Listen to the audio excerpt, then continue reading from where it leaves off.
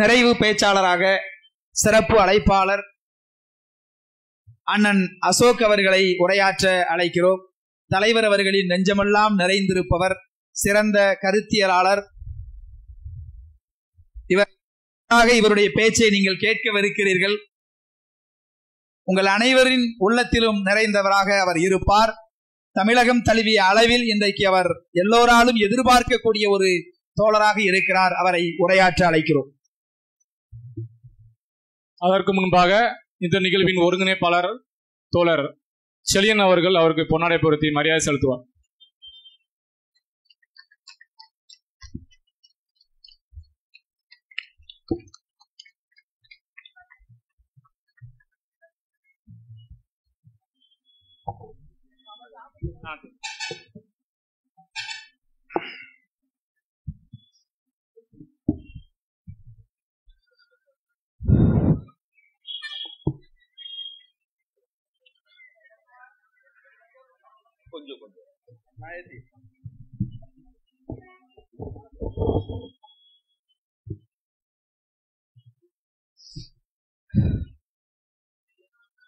வரலாற்று சிறப்பு வாய்ந்த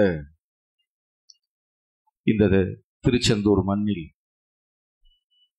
மிகுந்த எழுச்சியோடு நடைபெற்றுக் கொண்டிருக்கிற மாமேதை காரல் மார்க்ஸ் அவர்களுடைய இந்த பிறந்த நாள் நிகழ்வில் இங்கே பெருந்திரளாக திரண்டிருக்கிற தோழர்களே, இந்த நிகழ்விற்கு தலைமையேற்று இந்த நிகழ்வை நெறிப்படுத்தி ஒழுங்குபடுத்தி எழுச்சி தமிழரின் கருத்துக்களை பரப்புரை செய்து வருகிற இளஞ்சிறுத்தைகள் எழுச்சி பாசறையின் மாவட்ட அமைப்பாளர் உடன்பிறவா அன்பு சகோதரர் தோழர் சு விடுதலை செழியன் அவர்களே,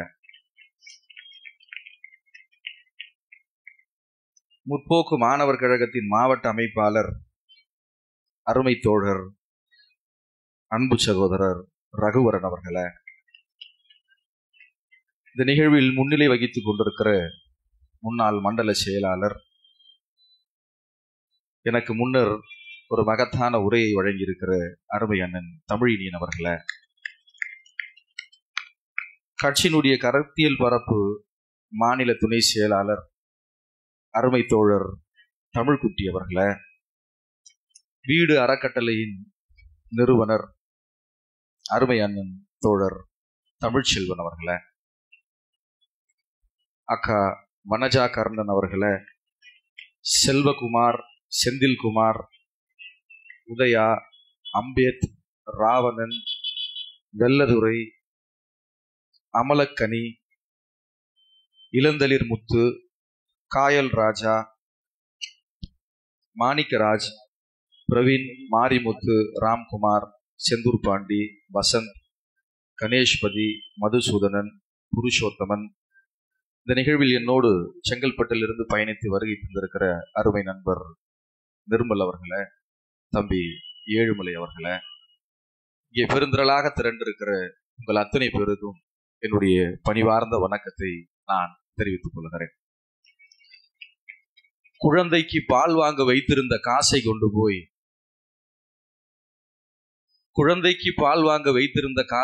போய் பேனா மை வாங்கி உழைக்கும் மக்களின் விடுதலைக்காக மூலதனம் என்கிற ஒரு மகத்தான நூலை தந்தவர் காரல் மார்க்ஸ்.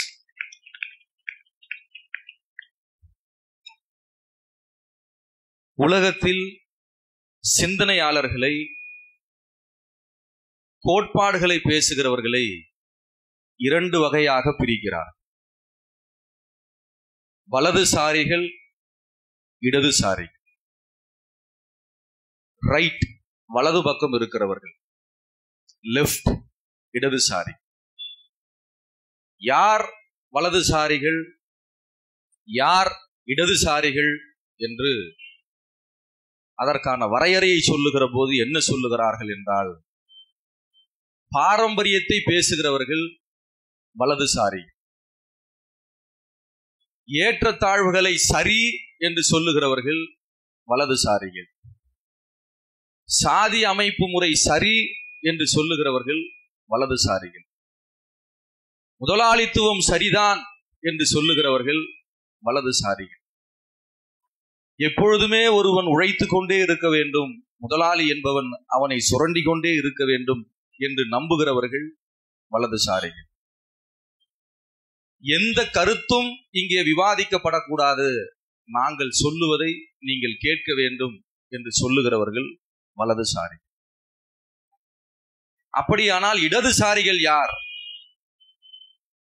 நாங்கள் வலதுசாரிகள் இல்லை என்றால் இடதுசாரிகள் யார் என்று வரையறை செய்கிற போது, பெண்களுக்கு விடுதலை வேண்டும், சாதி அமைப்பு முறை இந்த மண்ணில் கூடாது, உழைக்கிற பாட்டாளி வர்க்கம் அதிகாரம் வெல்ல வேண்டும், ஒரு பொது உடைமை சமூகம் இந்த மண்ணில் மலர வேண்டும், ஆதிக்கம் கூடாது, ஆணும் பெண்ணும் சமம் என்கிற இந்த கோட்பாடுகளை முன்மொழிகிறவர்கள் தான் இடதுசாரி. அப்படியானால் இந்த மண்ணில் இங்கே திரண்டிருக்கிற நாம் அனைவரும் இடதுசாரிகள். புரட்சியாளர் அம்பேத்கர் ஒரு இடதுசாரி, தந்தை பெரியார் ஒரு இடதுசாரி, காரல் மார்க்ஸ் ஒரு இடதுசாரி. தூத்துக்குடி மாவட்டம் திருச்செந்தூரில் இன்றைக்கு காரல் மார்க்சினுடைய பிறந்த நாளை நாம் கொண்டாடுகிறோம். அவர் பிறந்தது 1818 வாக்கில், இறந்தது 1880களில். அவர் இந்தியாவில் பிறக்கவில்லை, தமிழ்நாட்டில் பிறக்கவில்லை, ஆசியாவில் பிறக்கவில்லை. ஆனால் ஏன் நாம் இங்கே காரல் மார்க்ஸை கொண்டாடுகிறோம்? அவர் பிறந்தது ஜெர்மனி என்று அன்றைக்கு வரையறை செய்யப்படாத ஒரு பகுதி. இன்றைக்கு இருக்கிற ஜெர்மனி நாடு வேறு, அன்றைக்கு இருந்த ஜெர்மனி நாடு வேறு. அவர் அந்த நிலப்பரப்பில் பிறக்கிறார். எல்லோரை போலவும் கலகலப்பாக இருக்கக்கூடிய ஒரு மாணவனாகவே அவர் இருக்கிறார். கல்லூரி படிப்பை முடிக்கிறார். கல்லூரி படிப்பை முடிக்கிற போது அவருக்கு ஒரு ஆசிரியரின் மீது ஒரு தாக்கம் ஏற்படுது. அவருக்கு பாடம் சொல்லி கொடுக்கிற ஆசிரியர் அல்ல, அவருடைய பெயர் எகல். அவர் என்ன சொல்லுகிறார் என்றால், இந்த உலகத்தில் அனைத்தும் மாறக்கூடியது, மாற்றம் ஒன்றே நிரந்தரமானது, இந்த மண்ணில் அனைத்தும் மாறும் என்கிறார் எகல். அந்த எகலினுடைய கோட்பாட்டை காரல் மார்க்ஸ் ஏற்றுக்கொள்கிறார். ஆனால் மாணவனாக இருக்கிற காரல் மார்க்ஸ் அந்த எகலினுடைய ஒரு கோட்பாட்டோடு முரண்படுகிறார். அவர் என்ன சொல்லுகிறார் என்றால், அவர் யாரை தத்துவ வழிகாட்டியாக ஏற்றுக்கொண்டிருக்கிறாரோ அவர் என்ன சொல்லுகிறார் என்றால், அனைத்தும் மாறும், ஆனால் அரசன் மாற மாட்டான். ஒரு அரசன் இந்த மண்ணில் கட்டாயம் இருக்க வேண்டும், இது இறைவன் படைத்தது என்கிற ஒரு கோட்பாட்டை அவன் சொல்லுகிற போது காரல் மார்க்ஸ் அதில் முரண்படுகிறார். இந்த மண்ணில் எல்லாம் மாறும் என்றால் அரசனும் மாறுவான், அனைத்தும் மாறும். அதனால் எகல் என்பவர் சொல்லுகிற கருத்தோடு முரண்பட்டு அவர் பல ஆய்வுகளை மேற்கொள்ளுகிறார், பல படைப்புகளை அவர் வெளிக்கொண்டு வருகிறார். உலகத்தில் மனைவி அமைவதெல்லாம் இறைவன் கொடுத்த வரம் என்று சிலர் சொல்லுவார், சிலர் நம்புகிறார். உலகத்திலேயே ஒரு போராளிக்கு துணையாக அவனுடைய இன்பத்திலும் துன்பத்திலும் துயரத்திலும் அனைத்திலும் பங்கெடுத்தவர் காரல் மார்க்ஸ் உடைய மனைவி ஜெனி. எனக்கு முன்னர் பேசிய அண்ணன் தமிழினியன் அவர்கள் சொன்னதை போல, மேடைகளில் வாழ்த்துகிற போது கூட நீங்கள் மார்க்ஸும் ஜெனியும் போல வாழ வேண்டும் என்று ஏன் சொல்லுவார்கள் என்றால், ஜெனி என்பவர் காரல் மார்க்ஸை விட 4 வயது மூத்தவர். ஆனால் ஒரு பணக்கார குடும்பத்தில் பிறந்தவர். ஆனால் காரல் மார்க்ஸ் பணக்காரர் இல்லை. அவரை திருமணம் செய்து கொள்ளுகிறார். அவர் ஒரு கட்டுரைகளை எழுதுகிறார், அவருடைய நண்பர்களோடு சேர்ந்து கட்டுரைகளை எழுதுகிறார். மிக கோபமாக எழுதுகிறார், தொழிலாளிகளின் பக்கம் நின்று எழுதுகிறார், ஆதிக்கம் எந்த வகையிலும் கூடாது என்று எழுதுகிறார். உடனே அந்த அரசு என்ன சொல்லுகிறது, அவர் எழுதுகிற அனைத்து பத்திரிகைகளையும் தடை செய்கிறார். நீ எழுதக்கூடாது, உன்னுடைய கருத்துக்கள் எதுவும் வெளியாக கூடாது என்கிற போது அவர் பிறந்த ஜெர்மனி, அதாவது அன்றைக்கு வரையறை செய்யப்படாத ஜெர்மனி, அந்த இடத்திலிருந்து பிரான்ஸ் ஒரு நாடு இருக்குல்ல, அந்த நாட்டுக்கு போகிறார். அவர் அங்கே போய் பல புரட்சிகர சிந்தனைகளை, தொழிலாளர்களை சந்திக்கிறார், பேசுகிறார், எழுதுகிறார். அவருடைய நண்பரை சந்திக்கிறார். ஏங்கல்ஸ் என்கிற அவருடைய நண்பர் ஒருவர் அவருக்கு பழக்கமாகிறார். அவரோடு இணைந்து பல ஆய்வுகளை செய்கிறார், எழுதுகிறார். இருவரும் இணைந்து என்ன செய்கிறார்கள் என்றால், வா நம்ம 2 பேரும் டூர் போலாம் என்று சொல்லி அவர்கள் லண்டனுக்கு சென்று எதற்காக டூர் போகிறார்கள், எதற்காக பயணம் செய்கிறார்கள் என்றால், லண்டனில் தான் சமீபத்தில் வெளியான, அதாவது அன்றைக்கு 1830களில் 40களில் சமீபத்தில் வெளியான பொருளாதார நூல்கள் கிடைக்கும். அந்த நூல்களை போய் வா படித்துவிட்டு வரலாம் என்று நண்பர்கள் இருவரும் போய் லண்டன் முழுவதும் சுற்றி பொருளாதாரம் சார்ந்த நூல்களை வாங்கி படித்துவிட்டு குறிப்பெடுத்துக் கொண்டு மீண்டும் அவர்கள் வருகிறார்கள். இப்படி வருகிறவர்களை பிரான்ஸ் நாட்டில் அவர் தங்கியிருக்கிற போது, ஏற்கனவே அவர் ஜெர்மனியின் ஒரு பகுதியிலிருந்து வந்தாரே, அந்த நாடு என்ன சொல்லுகிறது என்றால், உங்கள் தேசத்தில் காரல் மார்க்ஸ் என்று ஒருவன் இருக்கிறான், அவனை உடனடியாக வெளியேற்றுங்கள், அவன் தேச விரோதி என்கிறார். அரசும் பேசிக் கொள்ளுகிற போது அதுதான் நடக்கும். உடனே பிரான்ஸ் நாட்டை விட்டு பெல்ஜியத்துக்கு போகிறார். பெல்ஜியத்தில் போய் தொழிலாளர்களை சந்திக்கிறார். அங்கே ஒரு பத்திரிகையை தொடங்குகிறார், எழுதுகிறார். ஒடுக்கப்படுகிற தொழிலாளிகளுடைய விடுதலைக்காக பாடாற்றுகிறார். அங்கே அமைப்புகளை கட்டுகிறார், ஜனநாயக சக்திகளை சேர்க்கிறார். முதலாளித்துவத்தை எதிர்க்கிற மார்க்ஸ் ஓரளவுக்கு தாராள எண்ணம் கொண்ட முதலாளிகளை உள்ளடக்கி ஒரு அமைப்பை கட்டுகிறார். அவன் முதலாளிதான், ஆனா தொழிலாளர்கள் மீது பாசமாக இருக்கிறான், தொழிலாளர்களுடைய நலனில் அக்கறை கொண்டிருக்கிறான், தொழிலாளர்களுடைய உரிமையை ஏற்றுக்கொள்ளுகிறான். அவர்களை அழைத்து, நான் தொழிலாளியின் பக்கம் நிற்கிறேன், நீங்கள் முதலாளிகளின் பக்கம் நிற்கிறீர்கள், ஆனால் உங்களிடம் நேர்மை இருக்கிறது, நாம் ஒரு அமைப்பை கட்டுவோம் என்று சொல்லி சிறிய சிறிய அமைப்புகளை அவன் கட்டி எழுப்பினார். இந்த நேரத்தில் தான் காரல் மார்க்சினுடைய ஒரு மூதாதையர் சொத்து விற்கப்பட்டு காரல் மார்க்ஸுக்கு ஒரு பெரும் தொகையை கொடுக்கிறார். தப்பா, உன் சொத்தெல்லாம் பிரிச்ச பிறகு வந்திருக்கிற பணம் என்று. எளிய மக்களை பற்றி சிந்திக்கிற காரல் மார்க்ஸ், பாட்டாளி வர்க்கத்தின் விடுதலை பற்றி சிந்திக்கிற காரல் மார்க்ஸ் அந்த பணத்தை என்ன செய்தான் தெரியுமா தோழர்களே? உலகெங்கும் ஆயுதம் ஏந்தி மன்னராட்சி முறையை வீழ்த்துகிற இயக்கங்களுக்கு அந்த பணத்தை கொண்டு போய் கொடையாக கொடுத்தான். அவனுக்காகவோ அவன் பிள்ளைகளுக்காகவோ அவனுடைய உற்றார் உறவினருக்காகவோ அவன் அந்த பணத்தை சேர்த்து வைக்கவில்லை. ஆயுதம் வாங்குவதற்கு அந்த பணத்தை காரல் மார்க்ஸ் போராளி இயக்கங்களுக்கு பிரித்து கொடுத்தான். அங்கேயும் அவரை விட்டு வைக்கவில்லை. உடனே மீண்டும் அவனை அங்கிருந்து ஜெர்மனியில் பிறக்கிறார். ஜெர்மனியிலிருந்து பிரான்சுக்கு வருகிறார். பிரான்சிலிருந்து பெல்ஜியம் போகிறார். பெல்ஜியமிலிருந்து மிரட்டுகிறார்கள். மீண்டும் பிரான்சுக்கு வருகிறார். அங்கேயும் மிரட்டுகிறார்கள். குடும்பத்தோடு என்ன செய்வது என்று தெரியவில்லை.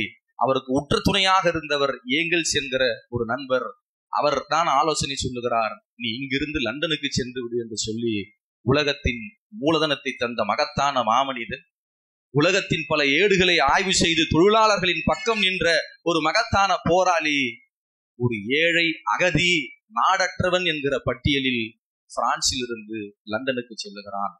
அந்த லண்டனில் அவன் போய் சேர்ந்த பிறகு ஒரு 17 நாட்களுக்கு பிறகுதான் அவனுடைய மனைவியும் குழந்தைகளும் வருகிறார்கள். இதற்கிடையில் குழந்தைகள் இறந்து போகிறார்கள். அவருடைய மனைவி ஒரு கடிதத்தில் சொல்லுகிறார், என் குழந்தை நோயுற்று இருக்கிறாள், அந்த குழந்தைக்கு பால் தேவைப்படுகிறது, என்னால் சாப்பிட முடியவில்லை, என் குழந்தை நான் பால் கொடுக்கிற போது பாலுக்கு பதில் ரத்தமாக வருகிறது, உதவி செய்யுங்கள் என்று கையேந்தினாள். ஒரு குழந்தை இறந்து போகிறது. அந்த குழந்தையை அடக்கம் செய்ய முடியவில்லை. அவர் என்ன செய்தார் தெரியுமா? எங்கெங்கேயோ போய் கேட்கிறார். கடைசியில் பிரான்ஸ் நாட்டில் இருந்தபோது நடந்த நிகழ்வு.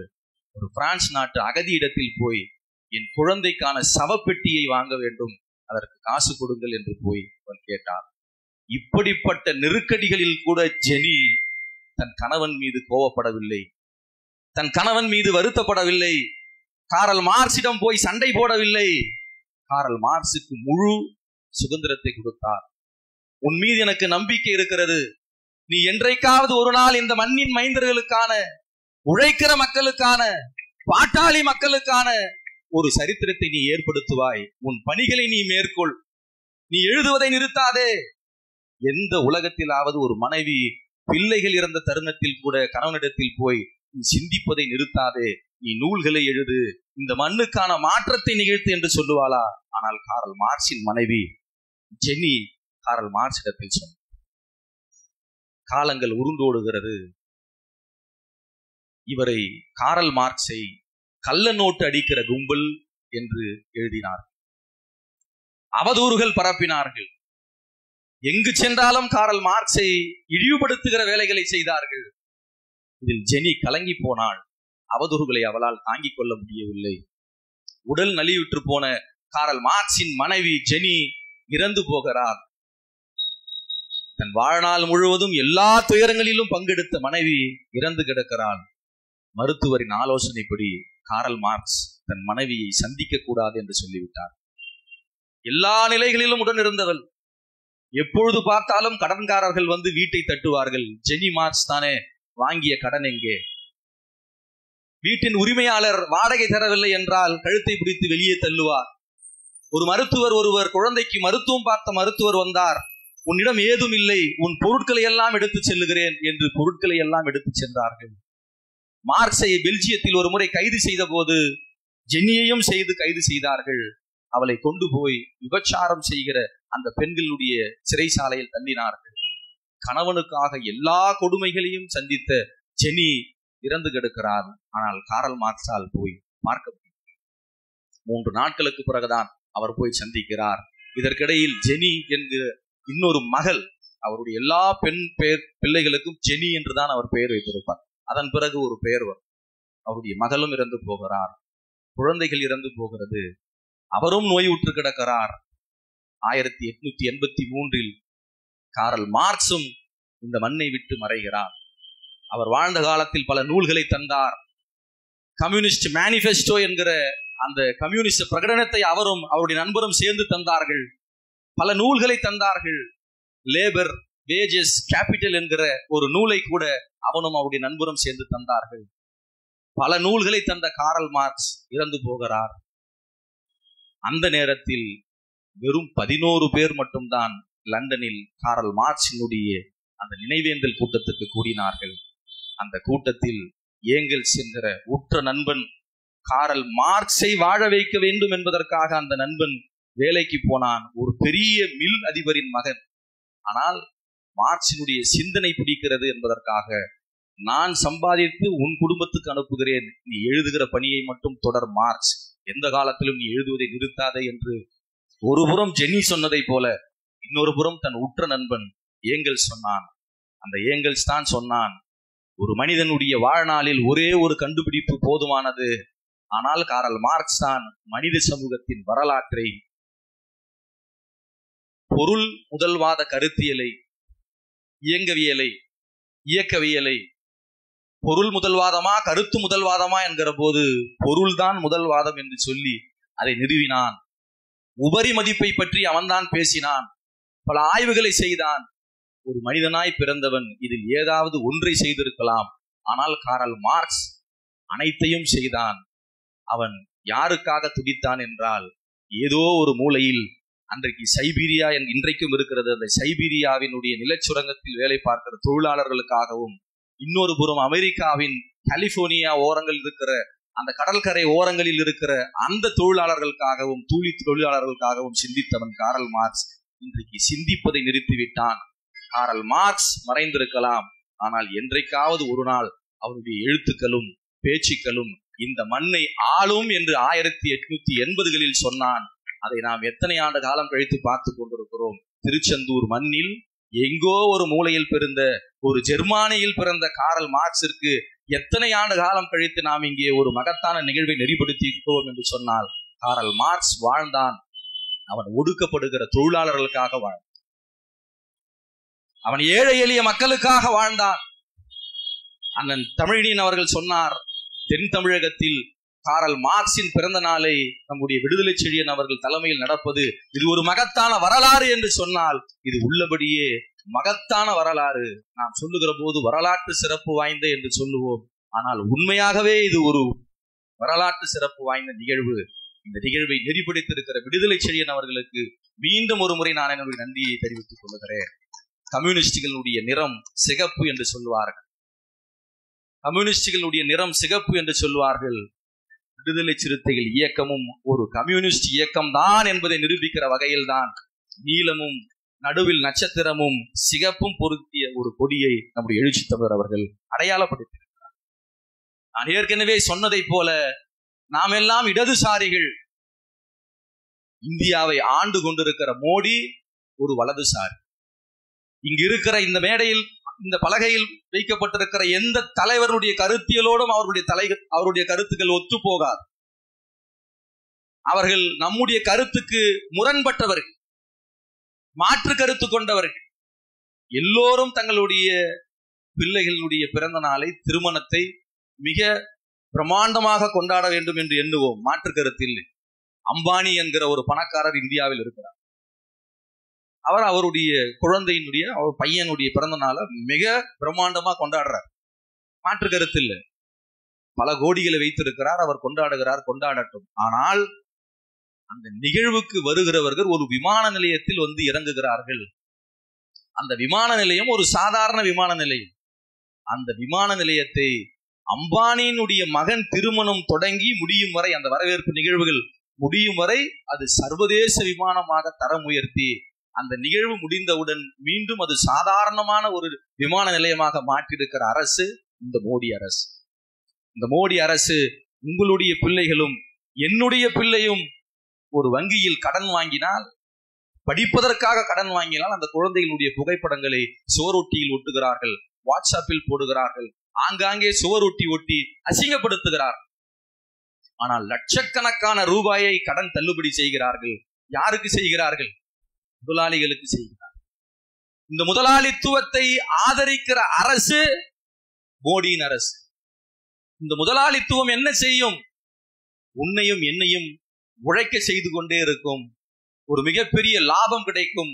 அந்த லாபத்தை வைத்து எனக்கு எதிரான சட்டங்களை நிறைவேற்றும், எனக்கு எதிரான திட்டங்களை இந்த மண்ணில் நடைமுறைப்படுத்தும், என்னை ஒடுக்க பார்க்கும், என்னை அழிக்க பார்க்கும். முதலாளித்துவத்தின் அரசாகத்தான் இன்றைக்கு மோடியின் அரசு இருக்கிறது. அது முதலாளித்துவத்தின் அரசாக மட்டுமல்ல, ஒரு சனாதன அரசாகவும் இருக்கிறது. உலகத்தின் 2 பெரிய ஆபத்துகள், இந்தியாவின் 2 பெரிய ஆபத்துகள் என்று புரட்சியாளர் அம்பேத்கர் முதலாளித்துவத்தையும் சாதியவாதத்தையும், அதை நம்முடைய மொழியில் சொல்ல வேண்டும் என்று சொன்னால் சனாதனத்தையும் சொன்னார். அந்த இரண்டையும் 2 கண்ணாக கொண்டிருக்கிற மோடி அரசு இன்றைக்கு அதிகாரத்தில் இருக்கிறது. அவர்கள் கொண்டு வந்திருக்கிற திட்டங்களை பாருங்கள். என்றைக்காவது எளிய மக்களினுடைய வழிகளை புரிந்து கொண்ட அரசாக இருக்கிறதா? இந்த நாட்டில் ஒரு நிதியமைச்சர் இருக்கிறார். அவரை கேட்டால் தமிழர் என்கிறார்கள். தமிழ்நாட்டுக்கு வருகிறார் நிர்மலா சீதாராமன். அவரிடத்தில் பத்திரிகையாளர்கள் கேட்கிறார்கள், என்னங்க வெங்காய விலை, பூண்டு விலை எல்லாம் அதிகமாகி போச்சு. அதற்கு அவர் சொன்னார், இந்த நாட்டினுடைய நிதியமைச்சர் சொன்னார், நான் வெங்காயமும் பூண்டும் சாப்பிடுவதில்லை, அதனால் எனக்கு அதை பற்றி கவலை இல்லை, அதை பற்றி எனக்கு தெரியாது என்று சொன்னார். ஒரு நாட்டினுடைய நிதி அமைச்சர் இந்த நாட்டு மக்களுக்கு வெங்காயம் விலை ஏன் ஏறியது, பூண்டு விலை ஏன் ஏறியது, இதை எப்பொழுது நீங்கள் கட்டுப்படுத்த போகிறீர்கள் என்று கேட்கிற போது அவர் சொன்ன பதில், சனாதானமும் முதலாளித்துவமும் 2ம் கலந்து அவர்களின் கோட்பாட்டில் இருக்கிறது. இந்த கோட்பாட்டை அகற்ற வேண்டும். இந்த கோட்பாட்டை அகற்றுவதற்குத்தான் நம்முடைய எழுச்சி தமிழர் அவர்கள் 2014ஆம் ஆண்டிலிருந்தே போய் சொன்னார், எந்த காலத்திலும் பாஜக இந்த மண்ணை ஆளக்கூடாது, மோடி ஆட்சி அதிகாரத்துக்கு வரக்கூடாது. ஒருவேளை மோடி ஆட்சி அதிகாரத்துக்கு வந்தால் இந்த நாட்டின் ஜனநாயக அம்சங்கள் அழித்தொழிக்கப்படும், இந்த நாட்டின் ஏழை எளிய மக்கள் சுரண்டப்படுவார்கள், இந்த நாட்டில் மத கலவரங்கள் உருவாகும், தலித் மக்களுக்கான, பிற்படுத்தப்பட்ட மக்களுக்கான, பழங்குடி மக்களுக்கான இடஒதுக்கீட்டை அழித்தொழிப்பார்கள். அனைத்தையும் செய்திருக்கிறார். இதை அவர் 2014ஆம் ஆண்டில் சொன்னார். யாரும் கேட்கவில்லை, சொல்லிக்கொண்டே இருந்தார். இப்பொழுதுதான் வட இந்திய தலைவர்களின் காதுகளுக்கு போய் அது விழுந்திருக்கிறது. இன்றைக்கு இந்தியா என்கிற ஒரு மகத்தான கூட்டணியை நாம் உருவாக்கி இன்றைக்கு என்ன செய்தி வருகிறது என்றால், 400-இல் வெற்றி பெறுவோம், 420 தொகுதிகளில் வெற்றி பெறுவோம், 450 தொகுதிகளில் வெற்றி பெறுவோம் என்று சொன்ன மோடி இன்றைக்கு ஆட்சி அமைப்போம் என்று சொல்லுகிற அளவுக்கு இறங்கி வந்திருக்கிறார். இந்தியா கூட்டணி இந்தியா முழுமைக்கும் ஒரு மிகப்பெரிய தாக்கத்தை ஏற்படுத்தி இருக்கிறது என்று சொன்னால் அதற்கான விதையை விதைத்தது நம்முடைய எழுச்சி தமிழர் என்பதை யாரும் மறந்துவிட முடியாது. யாரும் மறந்துவிட முடியாது. நரேந்திர மோடியினுடைய ஆட்சி இந்த மண்ணில் தொடரக்கூடாது என்பதற்காக மிகப்பெரிய ஒரு களப்பணியை நம்ம எழுச்சி தமிழர் அவர்கள் செய்திருக்கு. ஆனால் இன்றைக்கு என்ன நடக்கிறது? தமிழ்நாட்டை பொறுத்தவரை பாஜக கால் வைக்க முடியாமல் போனதற்கு அடிப்படை என்ன? மற்ற மாநிலங்களில் அம்பேத்கரியம் வலுவாக இல்லை, பெரியாரியம் இல்லை, மார்க்சியமும் பெரிய அளவில் இல்லை. ஆனால் இந்திய மண்ணிலேயே இந்திய மாநிலங்களிலேயே ஒரு மாநிலத்தில் பெரியாரியமும் மார்க்சியமும் அம்பேத்கரியமும் கையை இணைத்து கொண்டு மதவாத சக்தியான பாஜகவே உனக்கு பெரியார் பிறந்த மண்ணில் இடமில்லை என்று சொல்ல முடிகிறது என்று சொன்னால் அது நம்முடைய தமிழ்நாட்டில் தான். அதனால் தான் பாஜகவை ஆதரித்து நரேந்திர மோடி 7 முறை அல்ல 70 முறை வந்தாலும் உன்னுடைய திட்டம் இங்கே பலிக்காது என்று நாம் சொல்லுகிறோம். இந்த மண்ணில் நம்முடைய சிந்தனையை மாற்ற பார்க்கிறார்கள். அருமை அண்ணன் தமிழ்குட்டி அவர்கள் கூட பேசினார். கம்யூனிஸ்டுகள் மீது சில கோபத்தை சொன்னார். உண்மைதான், மாற்று கருத்து இல்லை. ஆனால் இன்றைக்கு நம் முன்னால் இருக்கிற எதிரி யார்? அவனை நாம் எப்படி வீழ்த்த போகிறோம்? அம்பேத்கரியவாதிகளாக இருக்கிற நமக்கு பெரியாரியவாதிகளும் தேவை, மார்க்சியவாதிகளும் தேவை. களத்தில் கைகோர்த்து நிற்போம். ஜனநாயக சக்திகளும் தேவை. தனித்து நாம் இங்கே எதுவும் செய்துவிட முடியாது. சிலர் பேசுகிறார்கள், தலித்கள் தனித்து போட்டியிட வேண்டும், தலித்கள் மைய நீரோட்ட அரசியலை பேசக்கூடாது என்கிறார்கள். எவ்வளவு பெரிய ஆபத்து அது! தலித் அரசியல் என்பதே சோசியல் இன்க்ளூஷன் என்று சொல்லுவார். சமூகத்தில் ஒடுக்கப்பட்டு கிடக்கிற பெண்கள், சிறுபான்மையினர்கள், தலித் மக்கள், பிற்படுத்தப்பட்ட மக்கள் அனைவரையும் ஒருங்கிணைத்து அரசியல் அதிகாரத்தை நோக்கி நகர்வது. நாம் தனித்து நிற்போம், தனித்து இயங்குவோம், தனித்தே செயல்படுவோம் என்று சொன்னால் இது எந்த காலத்திலும் அம்பேத்கரியமாக இருக்காது. இது RSS சதி வேலைக்கு துணை போகிற ஒரு திட்டமாகத்தான் இருக்கும். அதில் நம்முடைய சகோதரர்கள் மிக எச்சரிக்கையாக இருக்க வேண்டும். இங்கே பெரியாரியமும் மார்க்சியமும் அம்பேத்கரியமும் வலுப்பெற வேண்டும். தத்துவ தளத்தில் இருக்கிற முரண் வேறு. தத்துவ தளத்தில் முரண்பாடுகள் இருக்கிறதா என்றால் முரண்பாடுகள் இருக்கிறது. அம்பேத்கரியத்துக்கும் பெரியாரியத்துக்கும் மார்க்சியத்துக்கும் முரண்பாடுகள் இருக்கிறதா என்றால் ஆம், முரண்கள் இருக்கிறது. ஆனால் அந்த முரண்கள் நம்முடைய எழுச்சி தமிழர் அவர்கள் சொன்னதை போல இவையெல்லாம் பேசி சரி செய்து கொள்ளக்கூடியது. இவையெல்லாம் நம்முடைய நட்பு முரண். இவை நம்முடைய பகை முரண் அல்ல. நம்முடைய பகை முரண் யார் என்றால் இந்த மண்ணை சீரழிப்பதற்காக தமிழின் பெயரை சொல்லி, தமிழ்நாட்டில் வளர்ச்சி என்கிற பெயரை சொல்லி எங்கேயோ இருந்த ஒரு IPS அதிகாரியை சரி செய்து அவரை ஒரு கோமாளி போல சித்தரித்து தமிழ்நாட்டில் நடக்க வைத்தால் தமிழ்நாட்டு மக்கள் மாறிவிடுவார்கள் என்று எண்ணுகிறார்கள். எழுதி வைத்துக் கொள்ளுங்கள். தமிழ்நாட்டு மண்ணில் விடுதலை சிறுத்தைகள் என்கிற இயக்கம் இருக்கும் வரை பாஜகவை எதிர்ப்பதற்கு நாங்கள் கொள்கை உறுதியோடு போராடும். எதை வேண்டுமானாலும் இழப்பதற்கு விடுதலை சிறுத்தைகள் தயாராக இருக்கிறோம். இந்திய அளவில் பாஜக கொண்டு வந்த டிமானிட்டைசேஷன், பண மதிப்பிழக்கத்தை பாஜக கொண்டு வந்த போது வீதிக்கு வந்தது யார்? CAA என்கிற இஸ்லாமியர்களுக்கு எதிரான சட்டத்தை கொண்டு வந்த போது வீதிக்கு வந்தவர்கள் யார்? ஷரியத் சட்டத்தை எதிர்ப்போம் என்று சொன்ன போது வீதிக்கு வந்தவர்கள் யார்? மணிப்பூரில் கலவரம் நடந்த போது, மணிப்பூரில் எளிய மக்கள் படுகொலை செய்யப்பட்ட போது வீதிக்கு வந்தது யார்? நரேந்திர மோடியே உன் ஆட்சியை அப்புறப்படுத்துவோம் என்று சொல்லி இன்றைக்கும் இந்தியாவில் இருக்கிற எல்லா அம்பேத்கர் இயக்கங்களும் பாஜகவிடம் சரணாகதி அடைந்த போது ராம்விலாஸ் பாஸ்வானுடைய மகன் இன்றைக்கு பாஜகவை ஆதரிக்கிறார். செல்வி மாயாவதி எடுத்திருக்கிற முடிவு பாஜகவுக்கு ஆதரவாக இருக்கிறது என்று சொல்லுகிறார்கள். ராமதாஸ் அத்வாலே என்கிற மராட்டிய தலைவர் இன்றைக்கு பாஜகவின் பக்கம் போய்விட்டார். இந்தியாவில் வேறு எந்த தலித் தலைவரும், அம்பேத்கரின் பெயரை சொல்லுகிற எந்த தலைவரும் பாஜகவை எதிர்க்காத போது அம்பேத்கரின் மாணவனாய், பெரியாரின் மாணவனாய், காரல் மார்க்சின் மாணவனாய் இந்த மண்ணில் யார் வாய்மூடி கிடந்தாலும் நாங்கள் வாய்மூடி கிடக்க மாட்டோம்.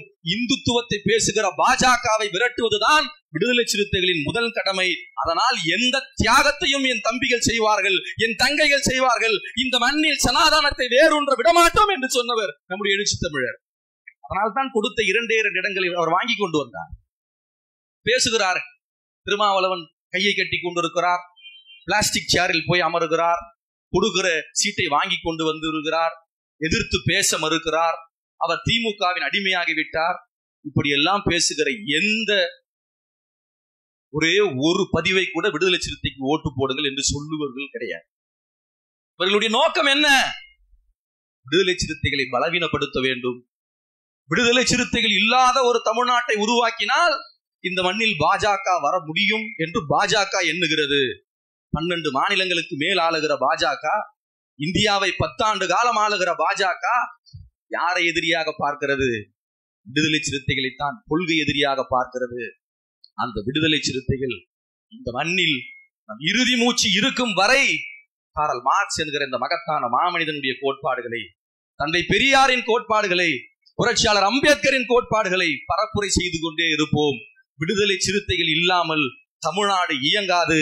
எழுச்சி தமிழர் இல்லாமல் இந்த மண்ணில் அரசியல் மாற்றம் நிகழாது என்று சொல்லி இந்த நிகழ்வை ஒருங்கிணைத்த அருமை தோழர் உடன்பிறவா அன்பு சகோதரர் விடுதலை செழியன் அவர்களுக்கு மீண்டும் ஒரு முறை நன்றி சொல்லி, பெரியாருக்கும் அம்பேத்கருக்கும் காரல் மார்க்சிற்கும் அயோத்திதாச பண்டிதருக்கும் என்னுடைய செம்மார்ந்த வீர வணக்கத்தை செலுத்தி விடைபெறுகிறேன். நன்றி, வணக்கம்.